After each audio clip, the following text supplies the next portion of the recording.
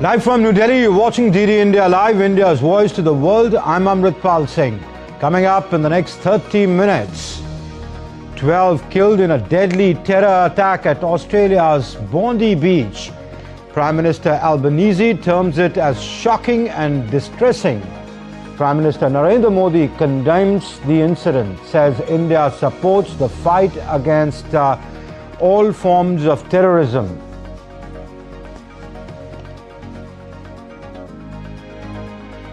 Thailand declares curfew in coastal Trat province amid Cambodia border fighting. Thailand confirms first civilian killed.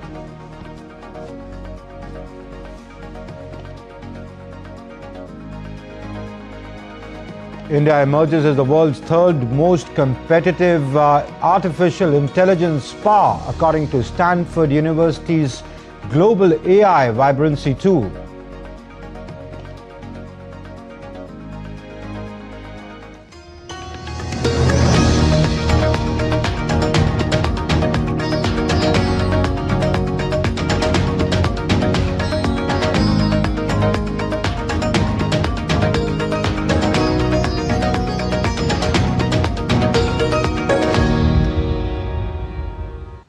Well, the big story that we're following at this hour, at least 12 people are confirmed dead following gunshots at Sydney's Bondi beach on Sunday. Australian police confirm one of the shooters is dead while the other is in a critical condition. New South Wales police says that operation is still ongoing and are urging the public to avoid the area. Videos circulating on social media showed beachgoers fleeing as gunshots and sirens were heard. And taking to social media platform X, Australian Prime Minister Anthony Albanese called the incident shocking and distressing, urging the people in the vicinity to follow information from New South Wales Police. This is a targeted attack on Jewish Australians on the first day of Hanukkah, which should be a day of joy, a celebration of faith. An act of evil anti-Semitism, terrorism that has struck the heart of our nation. Meanwhile, Israeli President Isaac Herzog expressed grief over the targeted attack on Jews in Sydney.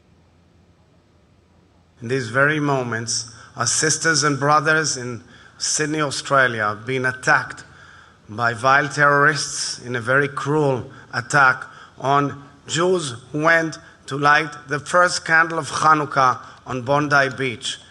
Our heart goes out to them. Our heart misses a beat. The entire nation of Israel misses a beat in this very moment as we pray for the recovery of the wounded. We pray for them and we pray for those who've lost their lives. And UK Prime Minister Keir Starmer also expressed his condolences over the unfortunate attack in Australia and called the attack deeply distressing. President of the European Commission Ursula von der Leyen expressed shock on the Sydney shooting.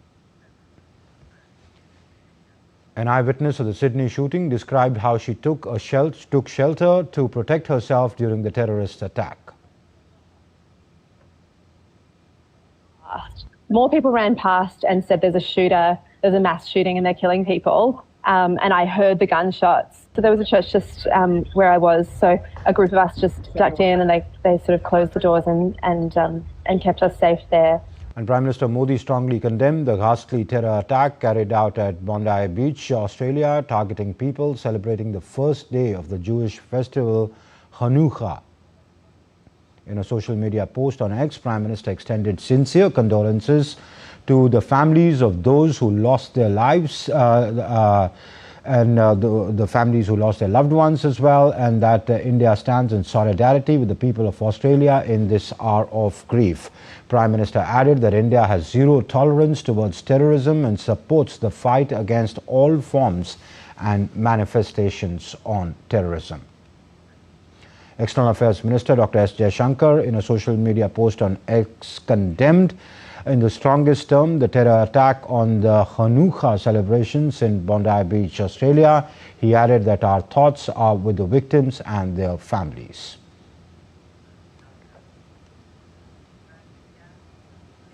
And my colleague Siddharth Bhardwaj joins us for more on this story from the newsroom. Siddharth, the New South Wales police says the operation is still ongoing. What more details can you share with us apart from what we've already told the viewers? A very good evening to you, Amrit, and definitely the investigation is on, and it's indeed a act of terror. What happened at the Bondi beach today in Australia, where two gunmen ruthlessly opened fire when the people were celebrating the first day of the Jewish festival of Hanukkah. And in that incident, as you just mentioned to our viewers, that 12 people have been reportedly killed and 30 others wounded. And Amrit, those 30 people have been, 29 of them, as per the reports, say that they have been taken to the hospital for the treatment. The latest news that we are getting for you is that, from around the area, there is an IED device, and not just one, but multiple IED devices were found. They have been rescued and secured by the police. This is the latest in this particular incident. And as you told viewers that leaders from across the world have condemned this incident. In fact, the Australian Prime Minister Anthony Albanese has condemned the incident, calling it shocking and distressing, and also a dark day for Australia. In fact, and you've also said Prime Minister Narendra Modi has also condemned this terror attack. I would like to read the tweet by the Prime Minister. He said, "I strongly condemn the ghastly terrorist attack carried out today at Bondi Beach, Australia, targeting people celebrating the first day of the Jewish festival of Hanukkah." Amrit, as you know, that India's stance when it comes to terrorism has always been the same. India supports its fight against terrorism and in all its forms and manifestations. So this is the latest that we are getting to on this. Anything about the identity of the shooters? One shooter we know is killed, the other is critical. Some reports that I'm opening right now on my laptop say that the suspect is said to be known to the intelligence agencies of Australia. Anything that you're hearing or anything that the police has put out or the authorities have put out about the identity of the shooters and what could possibly be the motive? See, the motive of the attack cannot be known as of now. The investigation for the same is on. But as far as the identity of the suspects are concerned, then there is one suspect identified known as Naveed Akram. There were two gunmen, as you know, Amrit, and who ruthlessly opened fire at the crowd, and one of which is killed, and the other one is in critical condition. So one of the suspects has been identified as Naveed Akram. This is the information that we are getting right now, and I was just telling you that leaders from all across the world condemned this terror attack, including the Australian Prime Minister Anthony Albanese and Prime Minister of India Narendra Modi. Apart from that, Emmanuel Macron, Keir Starmer, and EU Chief Ursula von der Leyen. So investigation is on, Amrit, and as and when the latest information will come, we'll update you on that information. All right, we'll leave it there. Siddharth Bhardwaj, many thanks for joining us and giving us that update. And another mass shooting took place at the Brown University, the prestigious Ivy League school in Rhode Island in the United States, where 2 persons were killed and 8 were critically wounded. The mayor of Rhode Island, Brett Smiley, said that the police were still searching for the shooter who struck at Brown's Barros and Holly engineering building, where exams were taking place at that time. Brown is on College Hill in Providence, Rhode Island's state capital. The university has hundreds of buildings, including lecture halls, laboratories and dormitories. The Federal Bureau of Investigation and other U.S. federal officials were on the scene. While U.S. President Donald Trump has been briefed on the situation at the Brown University, he called for prayers for the victims and said called the incident terrible. Briefed on the Brown University situation, what a terrible thing it is. And all we can do right now is pray for the victims and for those that were very badly hurt, it looks like. And we'll inform you later as to what's happening, but it's a shame. It's a shame. Just pray. Authorities have moved the students locked down on campus following the shooting to a reunification center set up at the university's sports facilities. The Brown campus remained in lockdown hours after the incident, which resulted in the mass shooting, which resulted in killing of 2 people and injuring 9. Okay, now the latest on the Cambodia-Thailand conflict now. Thailand's health ministry on Sunday confirmed that the first civilian killing during the border clashes with Cambodia has taken place. Thailand's health ministry spokesman confirmed that the civilian killed in Sisakat province was the first recorded death in Thailand since the fresh fighting began on December 7th. The Thai army said in a statement that the 63-year-old man died from a shrapnel after Cambodian forces fired rockets into a civilian area. Earlier, Thailand announced a curfew in its southeastern Trat province on Sunday as fighting with Cambodia spread to coastal areas of a disputed border region 2 days after US President said that both sides had agreed to stop. Thailand and Cambodia have exchanged heavy weapons fire at multiple points along their 817-kilometer-long border since Monday, in some of the most intense fighting seen since 5-day clash in July that ended with Trump and Malaysian mediation. Both Thailand and Cambodia have resorted to arms several times this year since a Cambodian soldier was killed in a May skirmish. On to some other news now. In a significant achievement, Stanford University's Global AI Vibrancy Tool ranked India as the world's 3rd most competitive country in artificial intelligence. India's rapidly growing tech ecosystem and large talent pools landed firmly in the 3rd place of the list. The latest ranking highlights how India's fast-growing tech ecosystem and strong talent base are helping the country play a key role in global AI race. This puts India ahead of several advanced economies, including South Korea, the United Kingdom, Singapore, Japan, Canada, Germany, and France. This ranking reflects not just R&D output, but economic strength, policy engagement, and public awareness of AI. And still to come up on this edition of DD India Live, we'll tell you about how India-Jordan ties have flourished over the years as Prime Minister Modi is all set to visit the West Asian nation. President Draupadi Murmu confers the National Energy Conservation Awards 2025.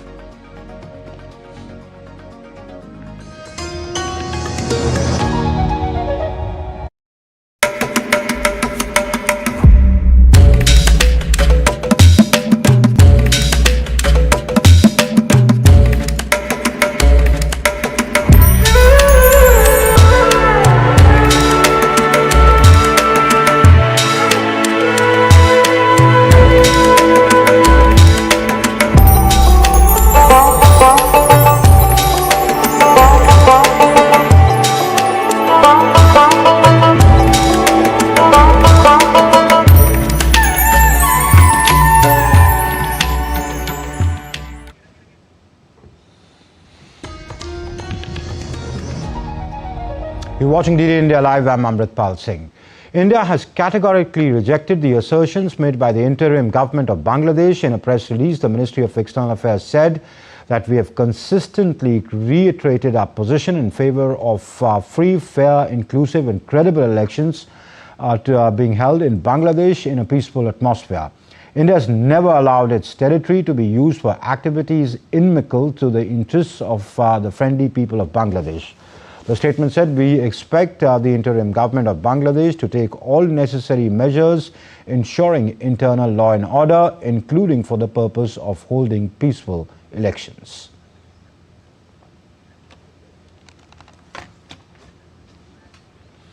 Prime Minister Narendra Modi will begin a 4-day tour to Jordan, Ethiopia and Oman on Monday. The first leg takes him to Jordan from December 5th to 16th at the invitation of King Abdullah II. Marking 75 years of ties, the visit will review bilateral relations and regional issues, giving fresh momentum to India-Jordan partnership. DD India's Taposh Bhattacharya files this report.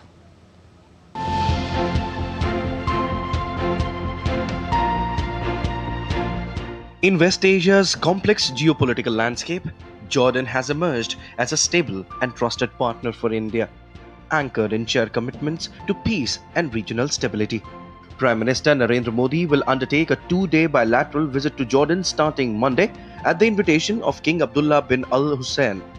This marks the Prime Minister's full-fledged bilateral visit to the kingdom and coincides with 75 years of diplomatic relations between India and Jordan. It's a truly historic and a landmark visit. This is the year when we are celebrating 75 years of establishment of diplomatic relationship between India and Jordan, and perhaps this is the most memorable occasion, and we couldn't have asked for more. We are all looking forward to his presence in our midst, the Indian community here, and His Majesty and the entire government and the leadership have been extremely positive and responsive to this memorable occasion, and we are all geared to ensure a very smooth, successful and productive visit.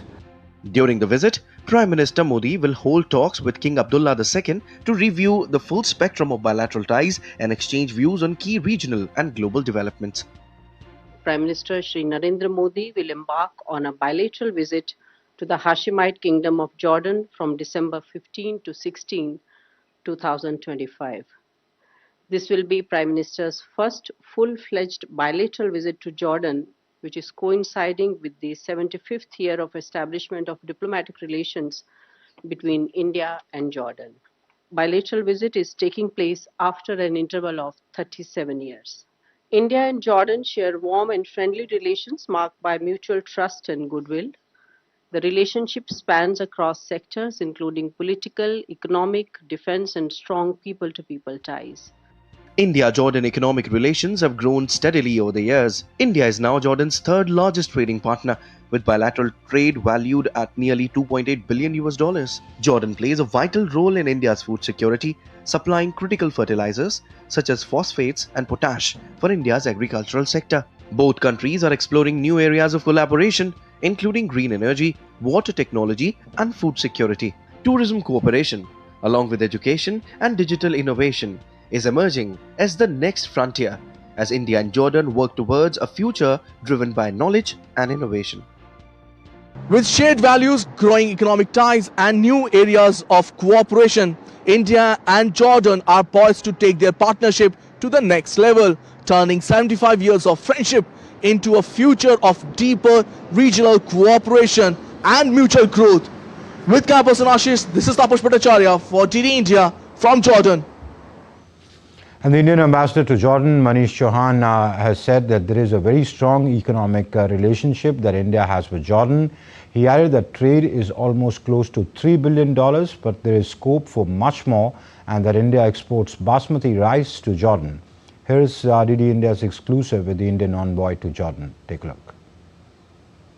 I wanted to ask you about the, when India spoke about India, Middle East, Europe economic corridor. Jordan is part of that. Do you believe that in this meeting, in this bilateral relation, the new 75 years of completing, do we get a major headwind in that direction also? Is there something can be done in that? There is a very strong economic relationship that we have with Jordan. And the trade exceeds it's almost close to $3 billion, but there is scope for much more. We are a major importer of such critical minerals as phosphates from Jordan, which contributes to our food security. And we are sending basmati rice to Jordan. So, there's also a very strong connection when it comes to such sectors as tourism. Royal Jordanian has recently, in last few months, started a direct flight to India. There's scope for much more. So we already have a very strong foundation of economic cooperation. India, Middle East, Europe corridor is something that was initiated during the G20 presidency of India in New Delhi. And Jordan was not a part of the group that when it was started. But like any such initiative which spans continents, which spans countries and regions, it also takes a shape as it evolves. And the idea behind that corridor as I understand it, is peace, stability and prosperity for all. And any such initiative is also where we would always welcome our friends to be part of, so that we can all grow together. That actually kind of recreated the golden road that one used to have long back, isn't it? There are, see, any such shape in modern times will always have its own the ways it will take, because the modern economic conditions and the infrastructure and how it will work out, so it will have its own shape. Yeah. But the age-old ties also become a factor, because the age-old ties also get reinforced in modern times.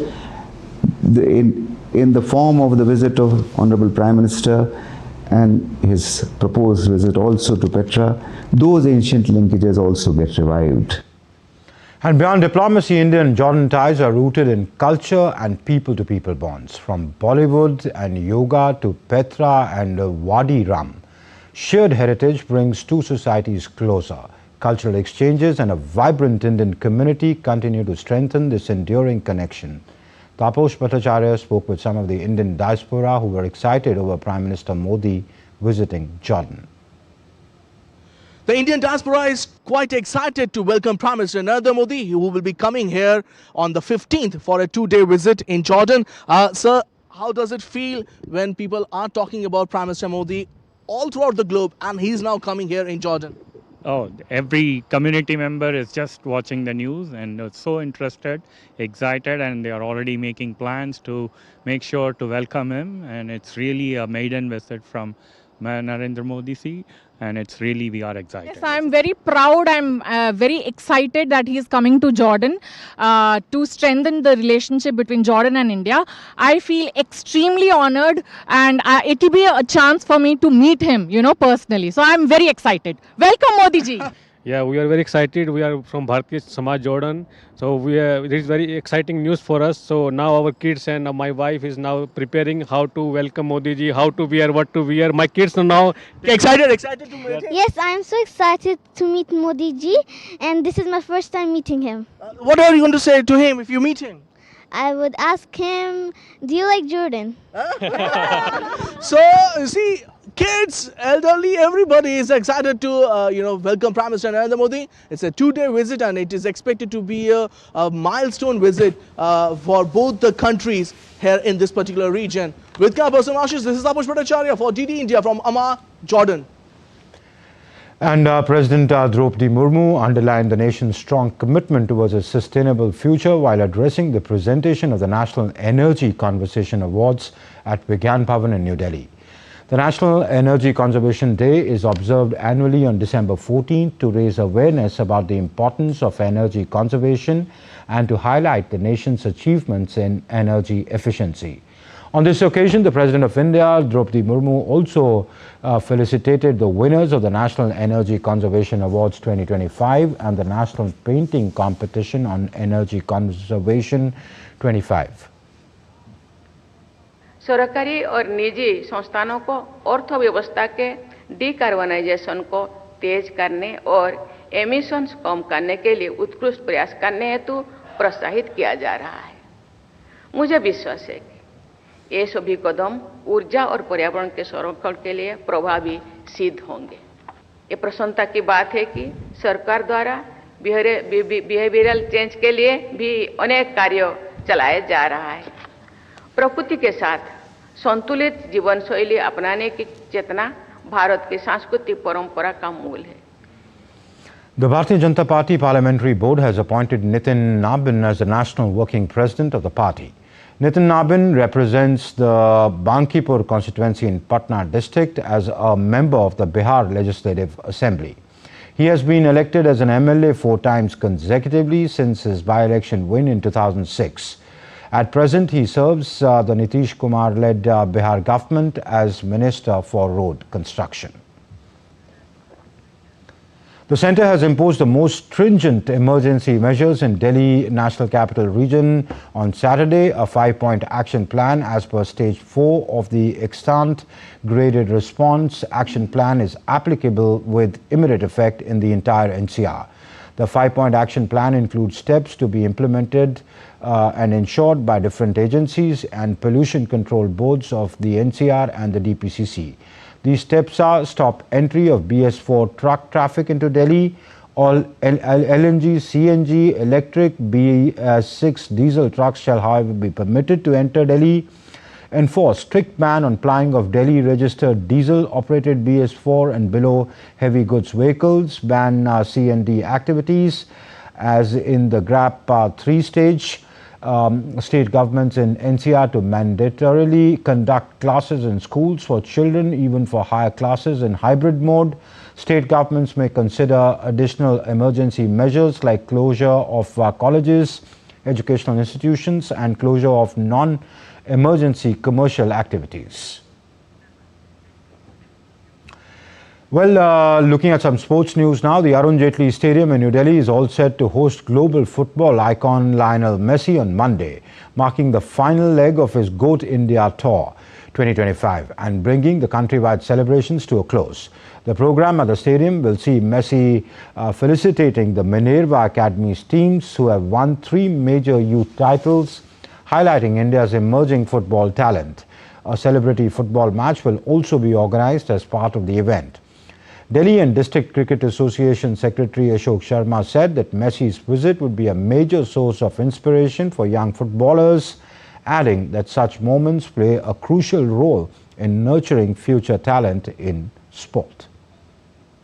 Massey का आना ही India के अंदर football को promote करने के लिए है। जितनी भी बच्चों को वो यहाँ टिप्स देंगे, जो भी उनकी प्लानिंग है आने वाले टाइम में, बच्चों को सिखाएंगे, बच्चों के साथ बात करेंगे, तो वो मोटिवेशन बहुत बड़ा है। मैसी मतलब आप खुद मैं बचपन से फुटबॉल के मैच देखता आया हूँ, यहाँ डूरंड और DCM होता था, उस स्केल की फ़ुटबॉल और जो खुद वो खेलते हैं मैसी, उस तरीके की फ़ुटबॉल में ज़मीन आसमान का फ़र्क है। उनके पैर से निकला हुआ गोल, उनके पैर से निकली हुई फ़ुटबॉल, यहाँ बच्चे खुद अपने सामने देखेंगे, उनके साथ खड़े होंगे, तो मोटिवेशन तो इससे बड़ा मोटिवेशन और कोई हो नहीं सकता बच्चों के लिए। And that's it in this edition of DD India Live, but do let us know your thoughts on the news of the day. For those on the go, you can get all the latest news and updates from India and across the world on DD India's mobile app. The app is available on both Android and iOS platforms. Scan the QR codes that you see on your screens right now to download. We'll be back with more news as it breaks here on DD India. I'm Amrit Pal Singh. For my entire team here in Delhi, thank you for watching DD India Live.